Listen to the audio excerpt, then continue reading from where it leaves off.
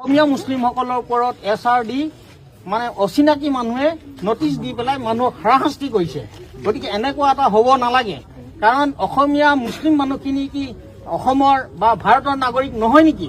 তেখেতলোকক যে SR নামত অত্যাচাৰ কৰিছে। এইটো আমাৰ এই গাঁৱত ফ্ৰীডম ফাইটাৰ আছে, তেওঁলোকৰ পৰিয়াললৈ নটিচ আহিছে। ফ্ৰীডম ফাইটাৰৰ পৰিয়ালৰ মোৰ দেউতাই 51ত মেট্ৰিক পাছ কৰিছে gov higher secondary, matric pass কৰিছে আৰু 52ত উপায়ুক্তৰ কাৰ্যালয়ত চৰকাৰী চাকৰি কৰি 88ত ৰিটায়াৰ হৈছে। আৰু মই 87ত DC অফিচতে কাম কৰিছে।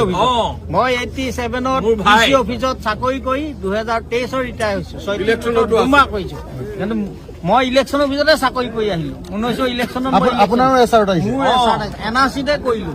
মোৰ SR আহিছে, মোৰ ভাইটি দুটা SR আহিছে। আৰু আপুনি মছজিদটো হেৰি চাব, এষ্টাব্লিছ চাব 1688। আৰু ক'ত আহিব?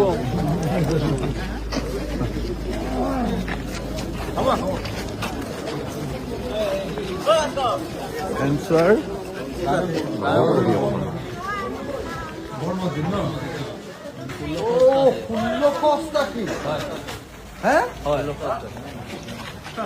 ষোল্লশ এই 1688 মছজিদটোৰ 80 ঘৰমান মানুহলৈ নটিচ আহিছে।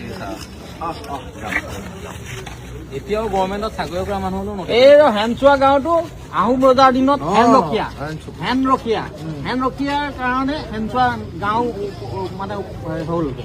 গতিকে ইয়াত হেনৰখীয়া আছিলে আহোম ৰজাৰ দিনত, তেতিয়াৰ পৰা ইয়াত আছিলে। আৰু ব্ৰিটিছৰ দিনতো ইয়াত বহুত মানুহৰ মানে ব্ৰিটিছে ধৰি ভৰিত বাঁহ ফালি পেলাই চেপা মাৰি মাৰি মানে অত্যাচাৰ কৰিছিলে।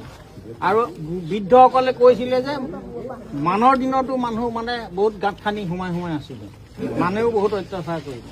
গতিকে এনেকুৱা এখন গাঁও আহোম ৰজাৰ দিনতে এই গাঁও মানে হোৱা, আৰু আহোম ৰজায়ে মানে যোৰহাটৰ পৰা মানুহ আনি এই লখিমপুৰৰ চেণ্টাৰবিলাকত দিছিলে।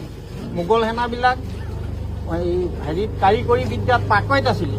গতিকে তেনে ক্ষেত্ৰত আহোম ৰজাই তেখেতলোকক বন্দীসকলক, মোগলৰ যিসকল সৈনিক বন্দী হৈছিলে, সেই বন্দীসকলৰ লগত আহোম জীয়াৰী আৰু ইয়াৰ যিসকল বিধৱা আছিলে বা জীয়াৰী অবিবাহিত আছিলে, তেখেতলোকক বিবাহ পাশত আবদ্ধ কৰাই গোটেই অসমৰ চেণ্টাৰে এই কাৰিকৰী বিদ্যাৰ কাৰণে সিহঁতক বৰটো আদি বনোৱাবৰ কাৰণে এই চেণ্টাৰে মাটি দি সেই মানুহখিনি সংস্থাপন দিছিলে, আহোম ৰজাই দিছিলে।